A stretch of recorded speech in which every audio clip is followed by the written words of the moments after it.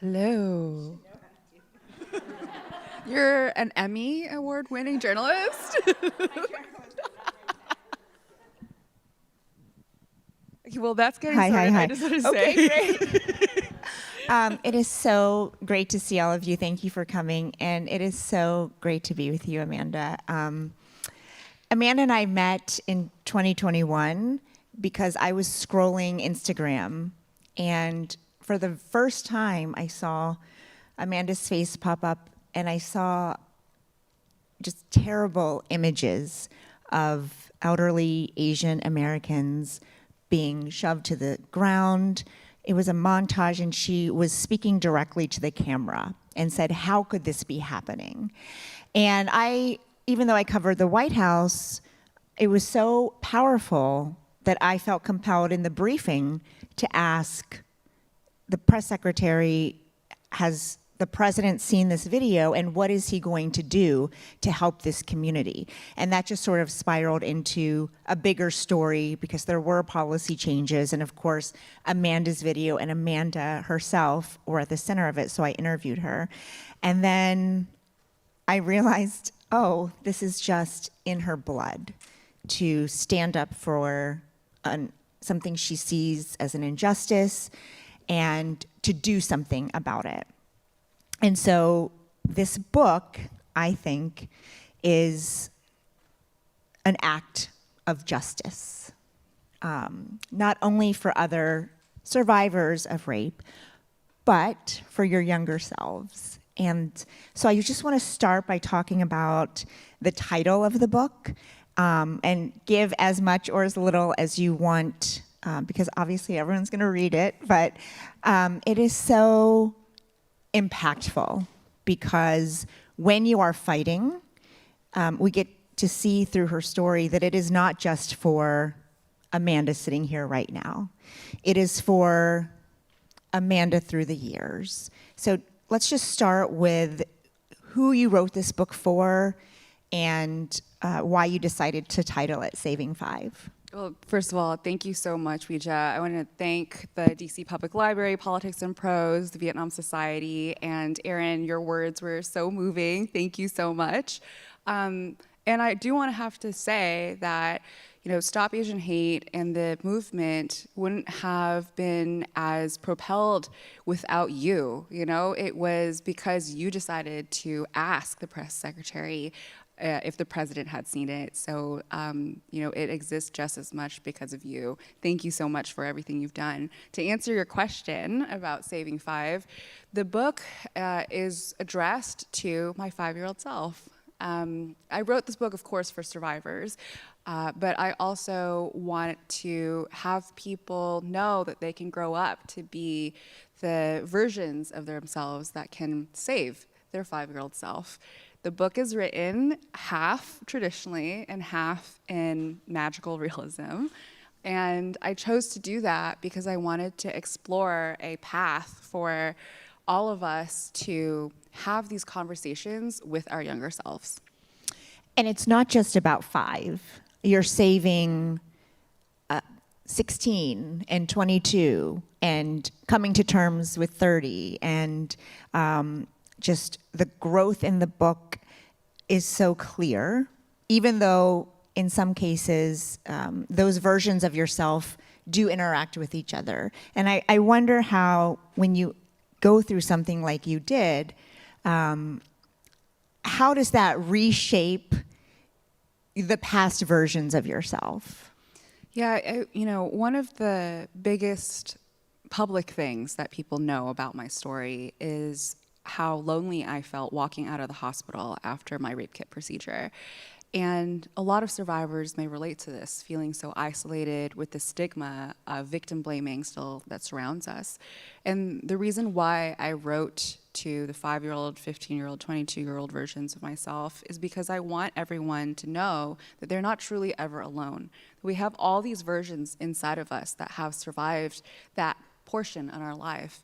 And even as a child or as a teenager, as a young adult, these are pivotal moments of our lives that have taught us skills. And each one of these parts can contribute to us being resilient. But it's so hard to share all of that. I mean, I think writing a book must be the hardest thing that somebody can do, because it requires you to not only put into writing things that you've probably had to work through on your own and come to terms with, but make the decision to share that writing with the world. So share with us why you decided that it was time to do that. Well, after I passed the United Nations General Assembly resolution, I thought it's time for me to honor the person I was before I was hurt. And her dreams were to go to space. And so I wanted to do that, but I also wanted to write down how I was able to get these laws passed so that other people can do it too. You know, I not only felt lonely in the fact that I became a survivor and survived this violence, I felt lonely when I started my activism journey. You know, a large part of that was going and trying to get help from different places, and understandably, everybody's bandwidth was tapped out.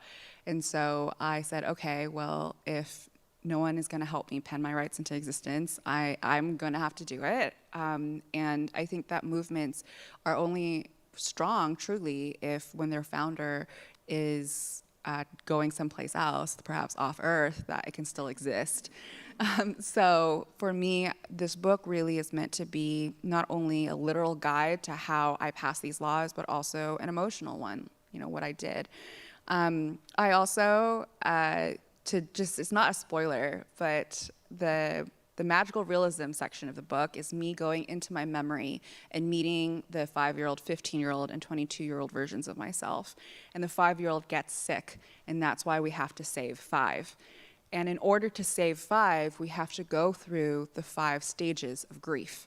Each realm has a realm keeper, a stage of grief. And in order to advance, we have to pass a test and answer a question of theirs that is related to their realm. So, you know, anger would be like, when were you angriest?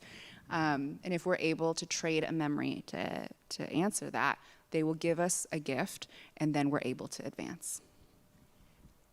And I don't want to speak for you. For me, you know, growing up as an Asian American, you know, this is the last thing that I think me would want to do, and I know how hard it is, because we carry with us so much, right?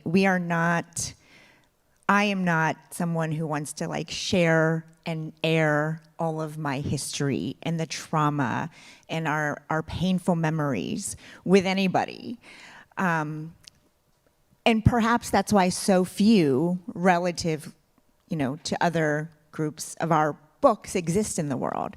So can you talk about how that might have shaped your decision and why you decided to do it anyway? Yeah, I think that I've discovered I want to live out loud because so many of us died in silence. And that can refer to a lot of different ways in which people suffer. For me, this book really feels like having my heart exist outside of my chest in 1,000 different copies. But I do think that stories are empathy machines. And if anybody out there feels like reading this makes them feel less alone, that their experiences weren't just for them only, that it is validated somehow, then I will have succeeded. You know, I remember just really being on social media and on TikTok and seeing how many, you know, Vietnamese, they're not really children because they're my age, but Vietnamese youth, I suppose, are talking about their experiences, what it means to grow up in the aftermath of trauma. And I really related to that. It was one of the first experiences that I had where I was like, oh, wow, I can really relate to this. And so I want to let folks know that it's okay to have had these experiences, and it's okay to talk about them too. And in terms of your stages of grief, where does this book put you? You know, my therapist said something to me that was really brutal. She said, after I gave her this book, she said, "That's so nice of you, Amanda, to write about a journey that you haven't taken." Oh, yeah, they're brutal. I guess that's why we pay them. Yeah, that's how. Like, thanks so much. No, but I'm working through it. I am grateful that she has given me the tools that are reflected in this book. But isn't this a tool? I mean, to what extent is this and the fact that you published it and it's out into the world a tool to help you manage the grief that, frankly, maybe you will carry? And maybe that's not a bad thing, because I think grief shapes who we are. And when we are fortunate in some ways enough to experience it, no matter where it comes from, it does help us deal with everything else that comes, and it makes us who we are, right? Totally. I think grief is a derivative of love, and that we grieve to the depth of our love. You know, there are unique types of grief that can feel isolating, like grieving people who are still alive.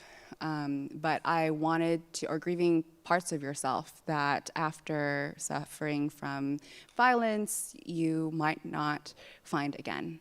You know, I wrote in this book about how I felt like a withered leaf, and that I wanted to go back to that person that I was, full of life, before I was assaulted. But what I realized was that even though I couldn't go back to that like that leaf, I could turn into something else and ignite. And so I did. You know, this book really would probably scream if it had a voice, like a howler in Harry Potter. But I also feel like, although that anger and rage that I had at the criminal justice system absolutely propelled these rights, after some time it has changed to hope. And I want to be careful because I don't want any spoilers, so I'll just ask you what's already out there in Google. But the law that you changed really buys survivors time, right? Because it's not about whether or not in the end they decide to do something about what happened to them, but it's giving them the power and the ability to make that decision. Can you talk about the law that is out there and Googleable, and your journey in passing it? Yeah, you know, I actually included the law at the end of the book just because it, to me, is still, you know, there was a moment when the Smithsonian National Archives let us go and see the law, and it was super surreal because, you know, the folks who were taking care of it had on these, you know, like white gloves. And I think that there are two things that are magic on earth. One is science, and the other is the law. And there's this moment before the president or a governor signs a bill. And when we are standing at that table, it's this liminal space where these human rights are, and that we fought so hard for them, and with a stroke of pen, millions of people's lives will be changed. And that's just a testament, I think, to democracy. But to answer your question about the law that I wrote and passed guarantees the right for rape kits to not be destroyed before the statute of limitations, the right to not have to pay for the collection of your evidence, because in my case, as I wrote in the book, I came with receipts, by the way. It was over $4,000. And I have heard from survivors that creditors call their homes when they can't pay it. You know, another right is the right to access your own police report, the right to access your own patient medical records. These are so basic, but they weren't codified. You might be thinking, well, what about HIPAA, patients' rights, right? But that's what happens when things aren't specifically codified in the case of rape, because the situation is that the evidence is both your patient medical record and in the chain of custody. You know, there was this gray space, and so we needed to be able to write and codify these laws. And before the law, I mean, there's this part that I I earmarked because it's, I think, to me, the moment where your whole world must have, shattered when someone told you at the end of 6 months it would be destroyed. When the statute of limitations in Massachusetts, where this happened to you, was 15 years. Yeah. And so, can you talk about the moment when you realized the clock was ticking? And even if you wanted to find the strength to do something about what happened to you, you couldn't. Yeah, I really lived with this ticking clock above my head. When I found out that my rape kit would be destroyed 6 months untested, even if the statute of limitations was 15 years, I felt like I was going through a second betrayal. There is a term for this. It's called secondary re-traumatization within the criminal justice system. And I also felt it deeply unfair that there were different rights and different sets of rules for survivors in different states, that justice depended on geography. Had I been raped in another state, I would have access to the ability to hold on to my evidence a little longer.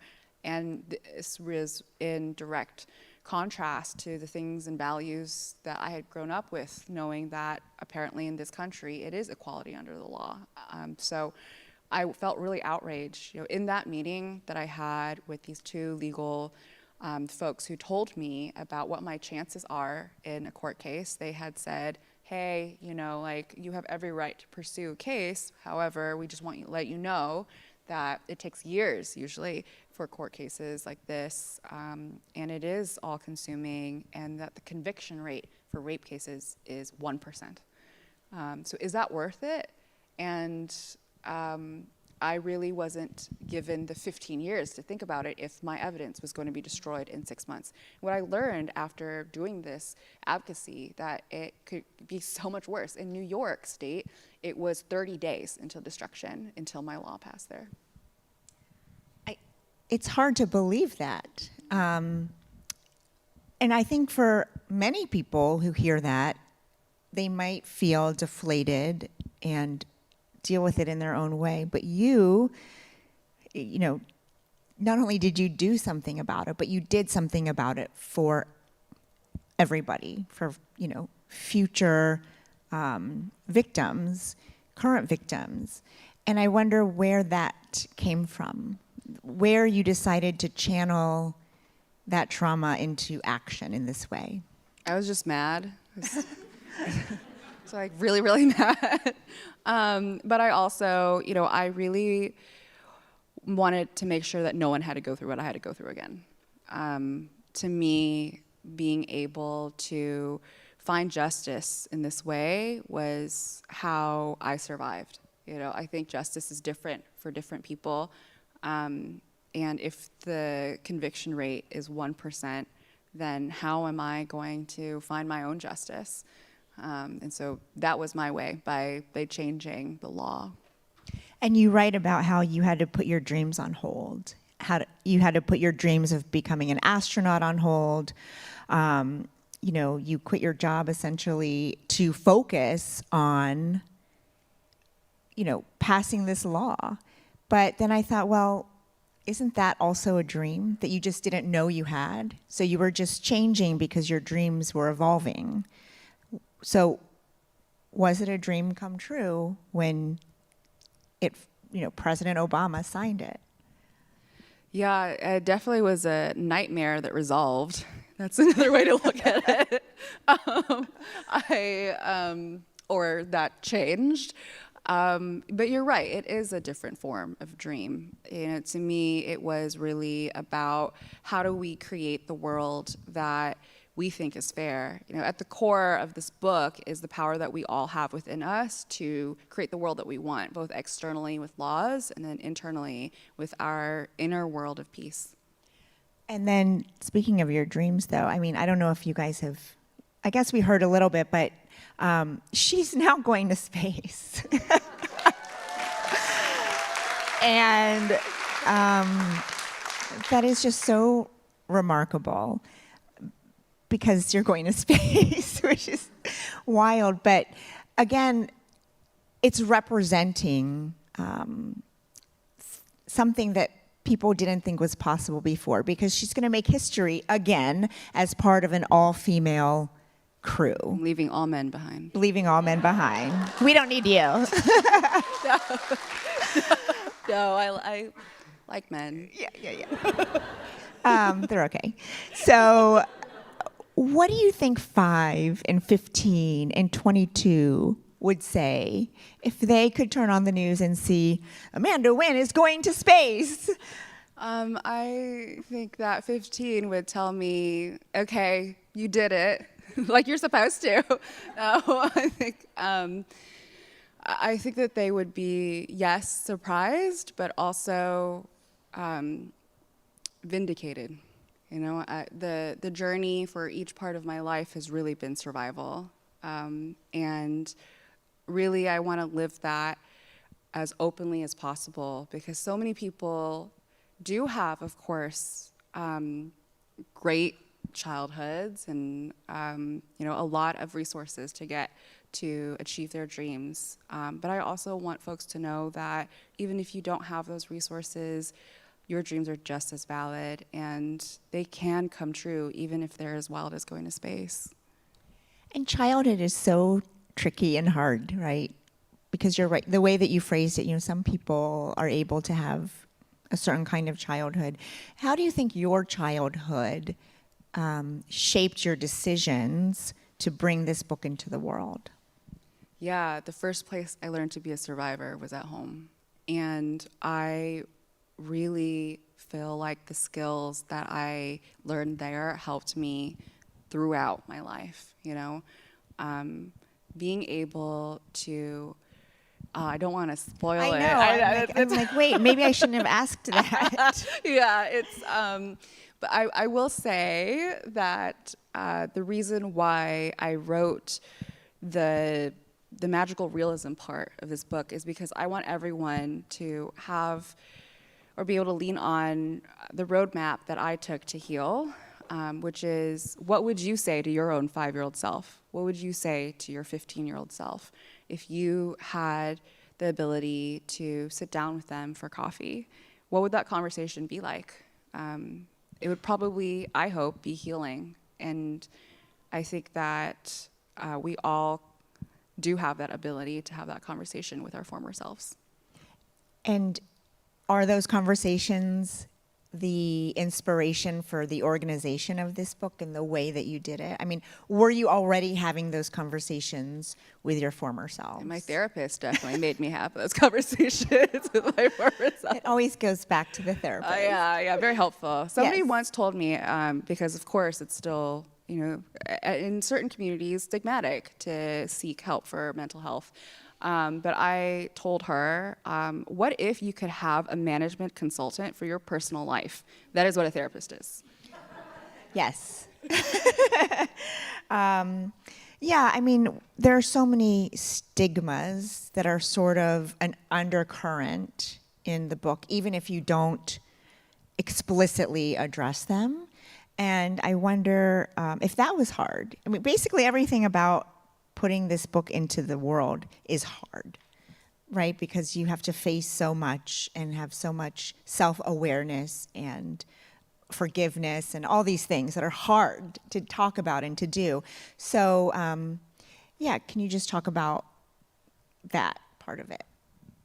Yeah, I definitely relied on a lot of my friends who had written memoirs. I talked a lot to Chanel Miller, who wrote Know My Name, and she told me that she felt like she was crawling into a cave where she could just sit and write, and then at times when she needed to, be able to crawl back into the light. And so I felt like I was able to do that. I took a sabbatical, wrote it in 4 months, but it did take me about 2 years to come up with the structure of it. Mm-hmm. First of all, I wrote the book that I want to read, and I love adventure books. So I know that, most of at least the publishing houses were like, we want to know the story of the assault to how you wrote your law. So I wrote it. But then I wrote the other part really for me, because these are the conversations I think are interesting and would be interesting for others to read. And I said, this is just volume one because you're such a remarkable person and you have so much, you've already lived so much life. And I wonder, it's hard to look to the future, but what do you think 40 would say? And, if they read this, what do you think 40 wants you to do between now and then? Sleep. Wait, you have to do that at some point. Totally. No, I think that somebody asked me this yesterday, after all of the achievements and accomplishments, what are you most proud of? I think I'm most proud of being at peace. So much of my life has been just feeling like I'm on the front of a bullet train, surviving and having this marathon, but like sprinting the entire marathon.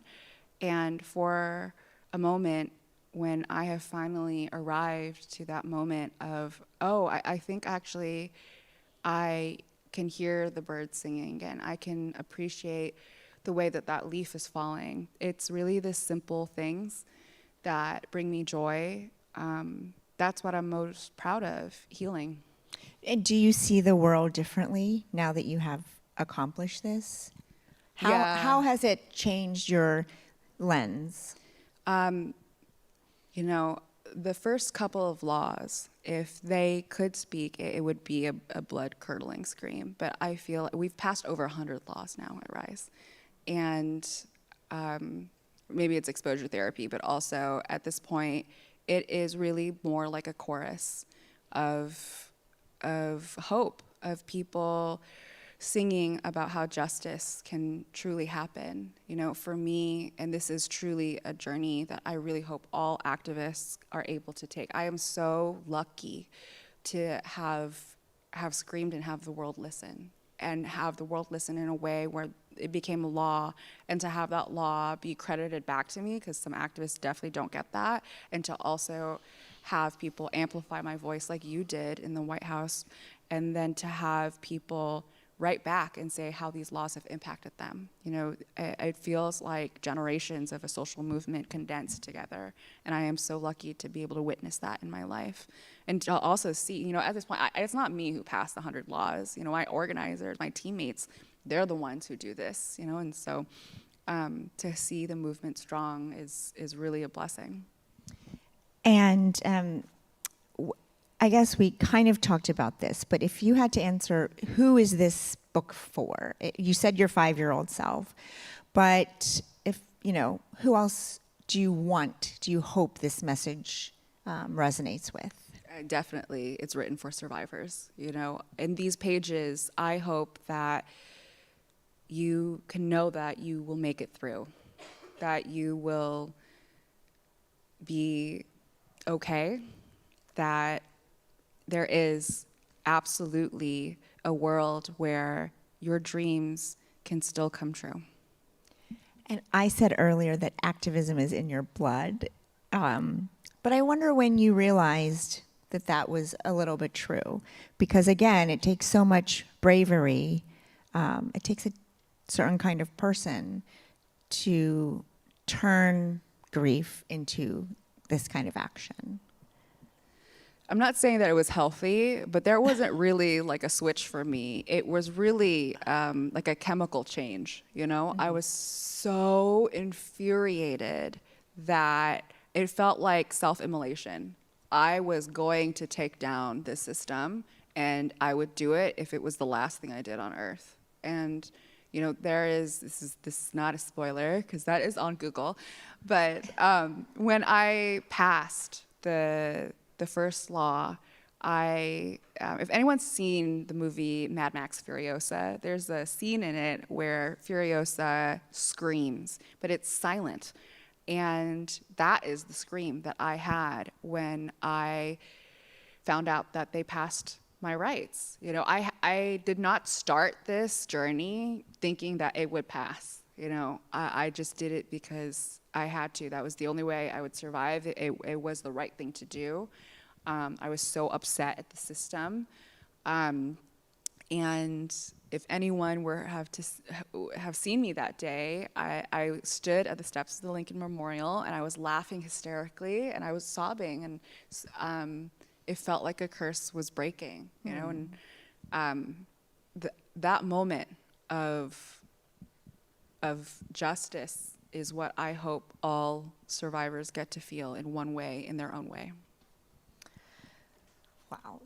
Thank you so much, Amanda. This, I think that's a very natural end note. And I am a broadcaster, so I could talk for an hour. So I need to, hours, I should say. So I just want to make sure that.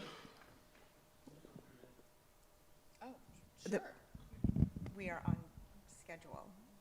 We have some time for some Q&A. Okay, sure. Okay.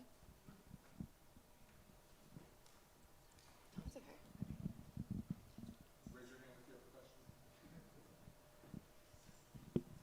Hello.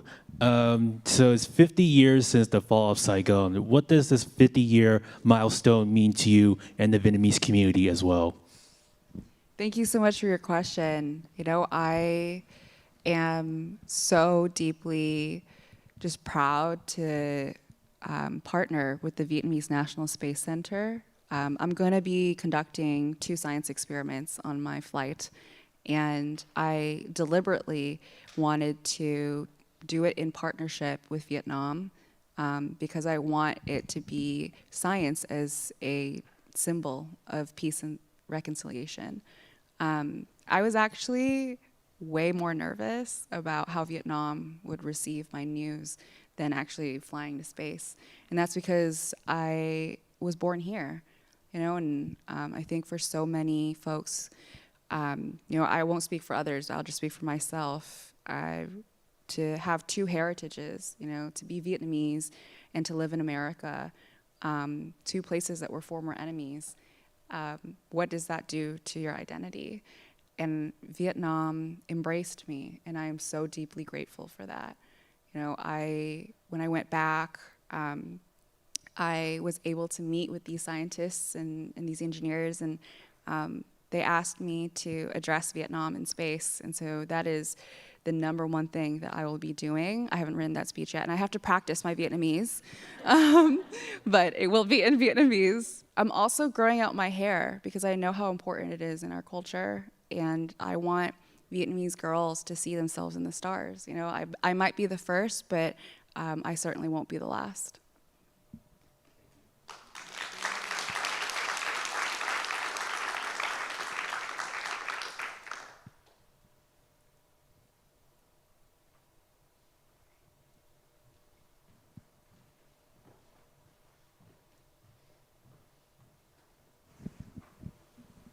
Hi, Amanda. Thank you so much for your time today and for sharing your story through your book and all of your advocacy. So I have 2 questions related to your upcoming space mission.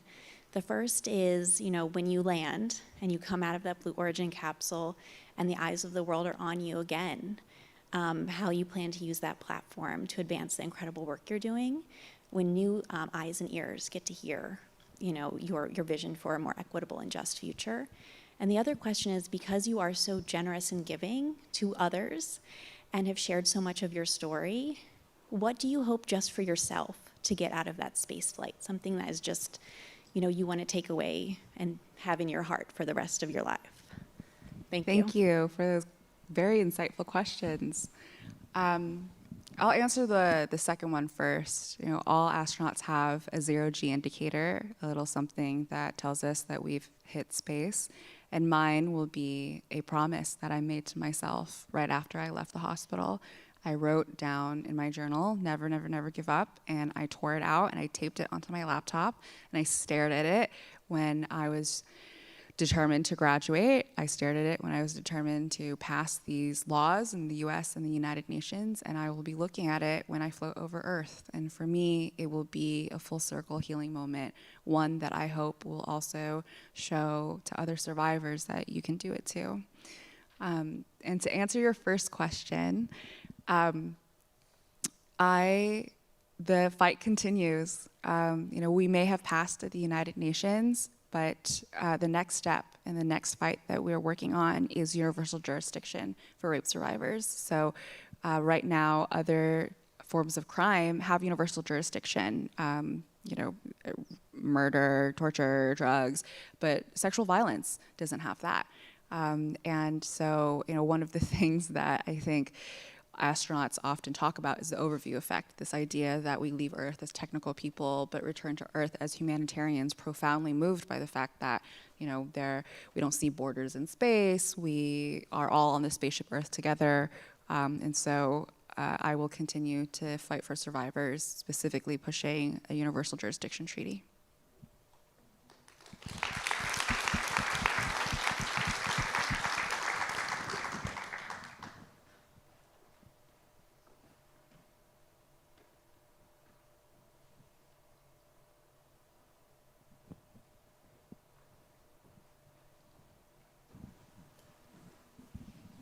Hi, thank you for coming here to DC. What does it mean for you to be beginning this part of your journey at this particular moment? I think you know what I mean. Actually, could you repeat that?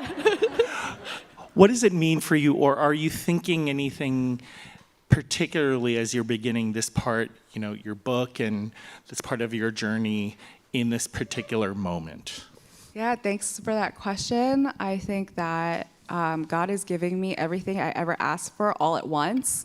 And I am so grateful. To me at this moment, I just do feel an immense amount of gratitude.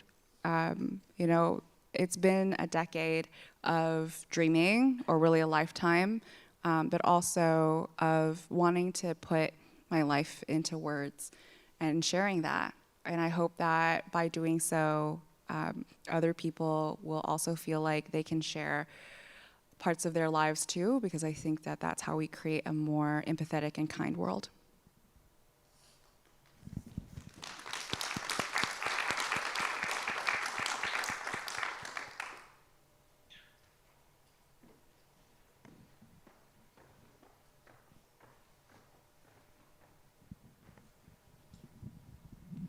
Hi, Amanda. Thank you so much for being here and sharing your story.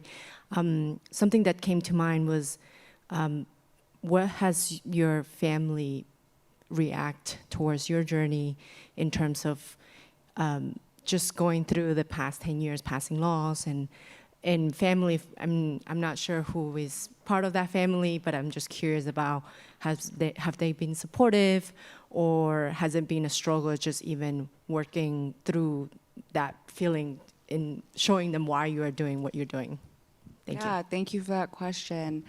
I think that my parents were not so happy when, after my Harvard degree, I decided to become an activist, but they found their way around when I was nominated for the Nobel Peace Prize.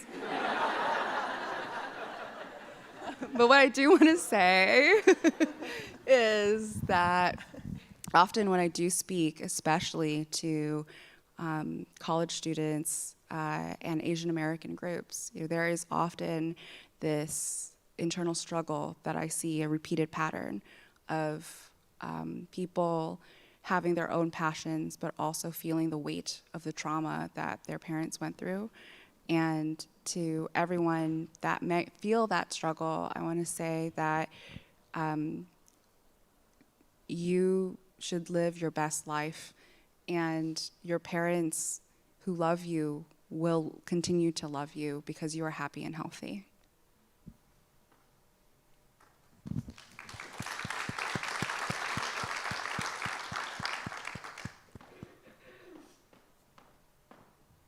And that's our questions for tonight, everyone. Amanda's busy, so we got to let her go. But thank you again for coming. Thank you, Amanda and Weijia.